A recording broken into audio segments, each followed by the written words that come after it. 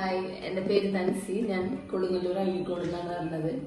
എനിക്ക് ഫൈബ്രോയിഡിന്റെ ബുദ്ധിമുട്ടുണ്ടായിരുന്നു. അപ്പം ഞാൻ ഇംഗ്ലീഷിലേക്ക് പോവാലോ എന്ന് വിചാരിച്ച് എൻ്റെ ഫ്രണ്ട് 2-3 പേര് ഇങ്ങനെ സജസ്റ്റ് ചെയ്തിരുന്നു. അപ്പം ആ ടൈമിലാണ് ഞാൻ ഇങ്ങനെ മെഹർ വെൽനസിനെ കുറിച്ച് അറിയുന്നത്.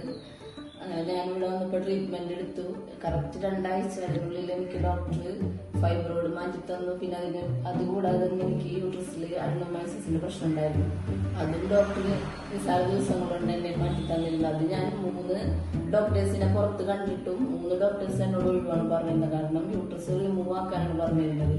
പക്ഷെ അതൊക്കെ ഒരുപാട് മാറ്റങ്ങൾ ദിവസങ്ങൾ കൊണ്ട് തന്നെയാണ് ഇവിടെ തന്നെ എനിക്ക് മാറ്റങ്ങൾ ഉണ്ടായത്. അതിൽ ഒരുപാട് സന്തോഷം. പിന്നെ അതേപോലെ തന്നെ ഡോക്ടറെ കുറിച്ച് പറയുകയാണെങ്കിൽ ഡോക്ടറായിട്ടല്ല, അത് ഞാൻ ജെന്യൂനായിട്ട് പറഞ്ഞ റിവ്യൂ ആയിട്ടാ. കാരണം ഡോക്ടറായിട്ടല്ല, നമ്മുടെ ഒരു ഫാമിലി മെമ്പർ, നമുക്ക് എന്തും പറയാം. അങ്ങനത്തെ ഒരു ഇത് ഫ്രീഡം ആയിട്ടാണ് ഡോക്ടർ. മറ്റുള്ള ഡോക്ടേഴ്സിനെ പോലെ അതിൽ വെയിറ്റ് അതൊന്നും ഈ ഡോക്ടർ എടുത്തില്ല. അത് ഞാൻ ഡോക്ടറോട് പറഞ്ഞിട്ടില്ല. നമുക്ക് എന്തും പറയാം. നമ്മളൊരു ഫ്രണ്ടിനോട് നമുക്ക് എന്തും പറയാം. എന്ന രീതിയിൽ നമുക്ക് എല്ലാം പറയാം. എല്ലാം അതിനുള്ള എല്ലാ ഡോക്ടർ നമുക്ക് സജസ്റ്റ് ചെയ്ത് തരും. അതായത് എന്തായാലും അപ്പൊ ഇനിയും എന്തെങ്കിലും ഒരു ഇത് ഭാവിയിൽ ഉണ്ടാകാൻ തന്നെ ഞാൻ ഇവിടെ തന്നെ ട്രീറ്റ്മെന്റ് എടുക്കാനാണ് എന്റെ പ്ലാനിങ്. കാരണം നമ്മൾ വെറുതെ പുറത്തു പോയി ലക്ഷങ്ങളും മറ്റുള്ള ആൾക്കാർ ഈ ഹോസ്പിറ്റലിലൊക്കെയാണ് അന്വേഷിച്ചിടക്കുന്നത്. അതിലൊന്നും ഒരു കാര്യമില്ല.